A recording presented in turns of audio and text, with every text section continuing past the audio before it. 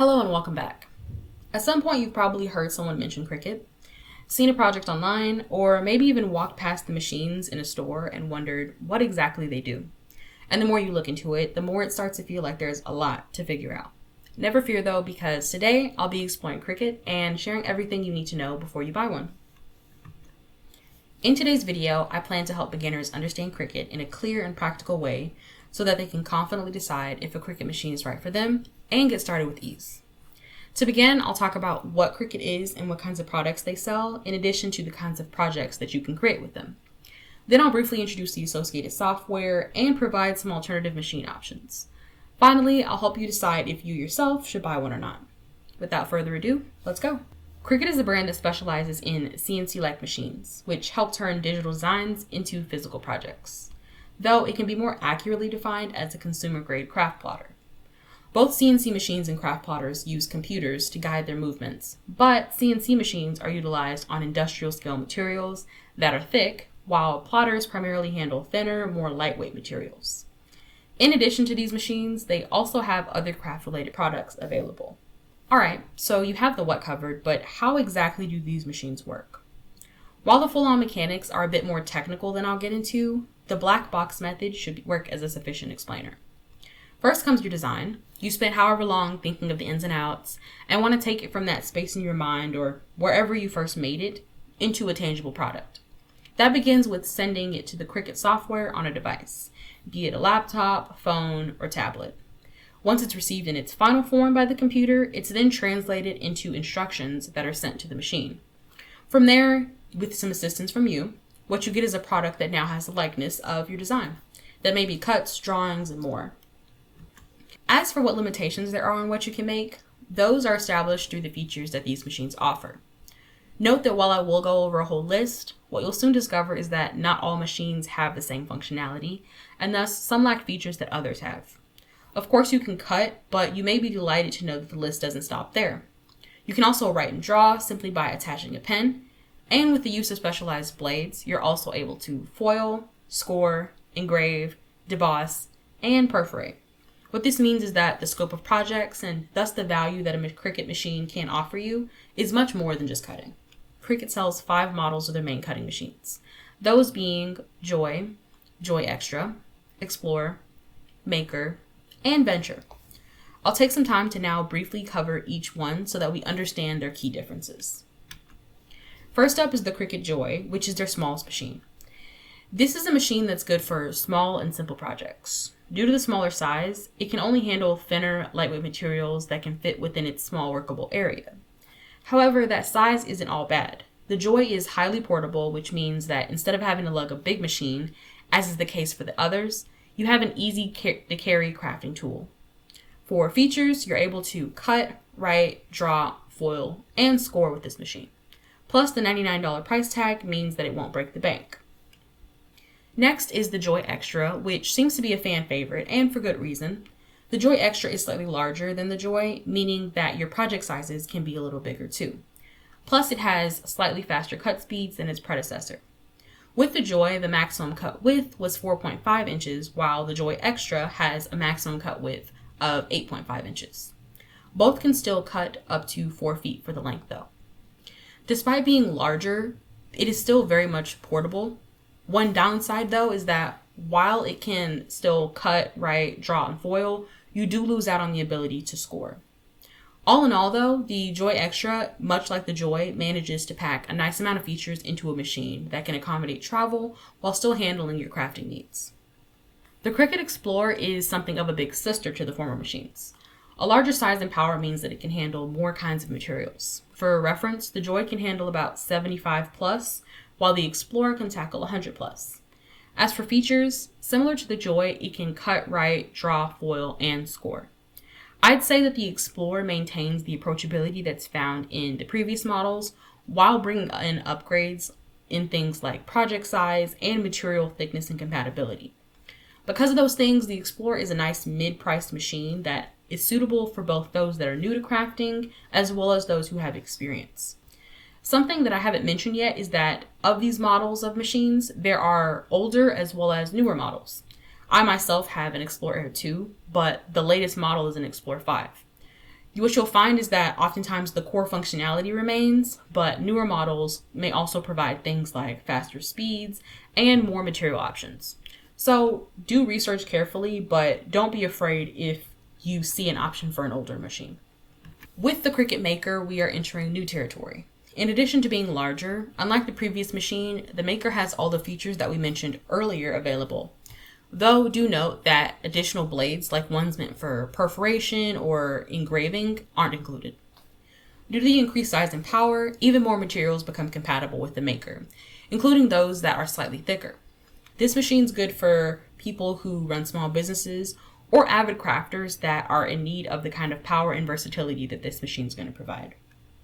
Our last of the 5 is the Venture. It is the largest of all the machines, so it will require a good amount of space, but with that larger size, you're able to produce larger projects. This machine's compatible with 100 plus materials, but that's going to be reduced down from the 300 plus of the Maker. Think thicker woods and more delicate materials that usually would be no problem for something like the Maker, but they're just out of reach for the Venture. This is likely due to not being compatible with some of the specialized blades that are required for these materials. As far as features, the Venture has similar capabilities to the Explorer, which can cut, write, draw, foil, and score. Overall, the standout of the Venture is its increased speed and project sizes, making it a worthy choice for business owners and crafters that want to make high quality and larger projects at faster speeds. Across all these machines, the main differences come down to size, materials, and capabilities. You have some that are built for portability and simple projects, while others are designed for larger, more complex work. Which one makes sense really depends on your needs. But don't worry if you're still unsure which, if any, is right for you, because I'll clarify everything at the end. Outside of their main lineup, Cricut also sells other machines and materials that can be used alongside these models, such as heat presses, machine materials like vinyl and paper, pens and markers, as well as blades and tools. Now you know what Cricut is and what kinds of products they sell, but that does little to show how these offerings could or would be used in your day-to-day life. While I lightly touched on material compatibility, it's a key factor in understanding what kinds of projects can be made. As you've seen, the list of compatible materials can vary depending on the machine, but there are some materials that overlap many, making them common collaborators of Cricut projects, including paper, vinyl, leather, fabric, and some softer, thinner metals. For a more specific list, you'll want to check the Cricut website for the specific machine that you have in mind. With that, let's finally talk about projects. Cricut machines can be great for creating and customizing everyday items. You can make customized apparel by cutting out and ironing on designs. Using the write and cut features, you can make your very own signs and labels, whether for personal branding or even just organizing your space. If you're a fan of stickers or are looking to start a business, you can design them, then allow Cricut to cut them out for you. For those looking to up their gifting game, you can skip out on store-bought cards in favor of making them. With the Cricut, you can write the message, draw the designs, and even score the card in order to get a neat fold that compares to store-bought alternatives. You can even make one-of-a-kind jewelry, bookmarks, and more.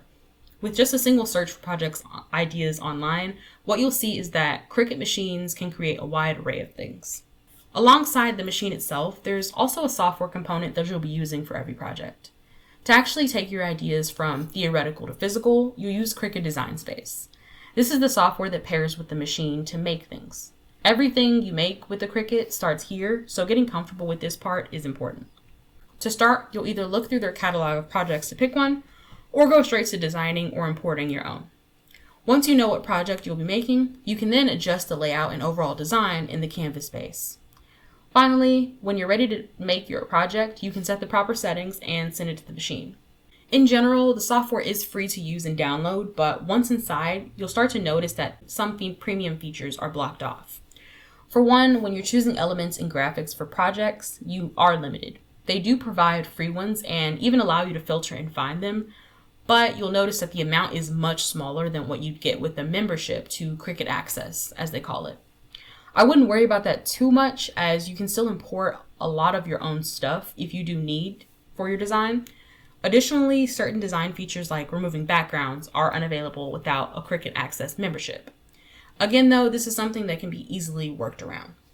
I would say that this is a very beginner-friendly software. However, similar to other apps and software where you design things, there is going to be a learning curve, particularly when you're working in the canvas area. Things like flattening stickers for print and cuts, or attaching different elements to keep them in place before cutting.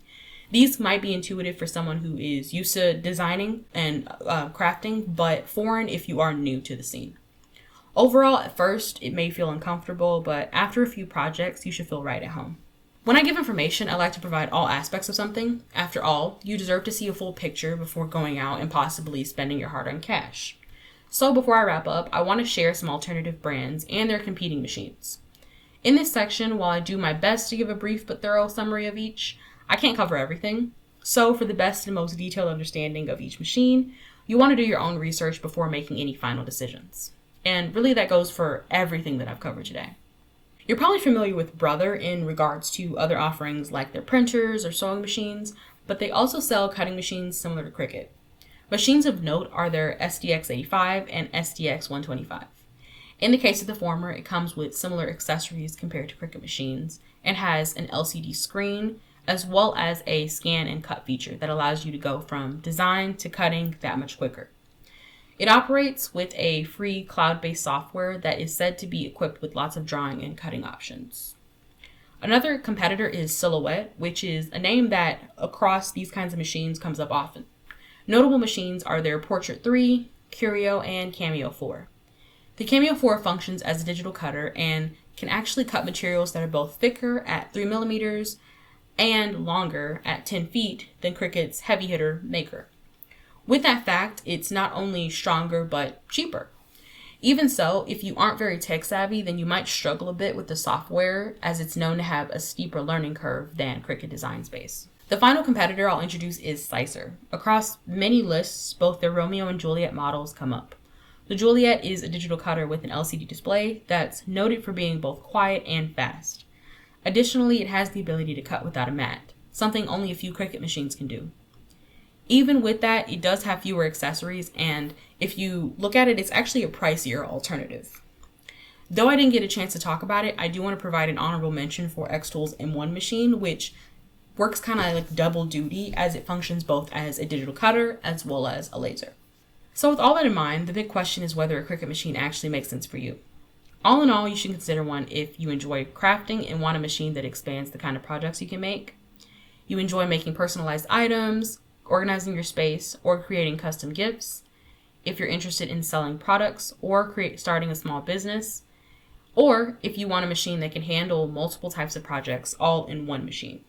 However, you might want to skip buying one if you prefer simpler, lower effort crafts, if you're only interested in one craft that doesn't rely on a machine like this, if you aren't sure that you'll use it frequently, or if you don't want to spend the time learning new tools and software. If you do decide that you want to purchase one, the type of machine you choose is going to depend on how you plan to use it. For those seeking portability, something that's more budget friendly and accommodates beginner crafting, then the Joy or Joy Extra is a good option.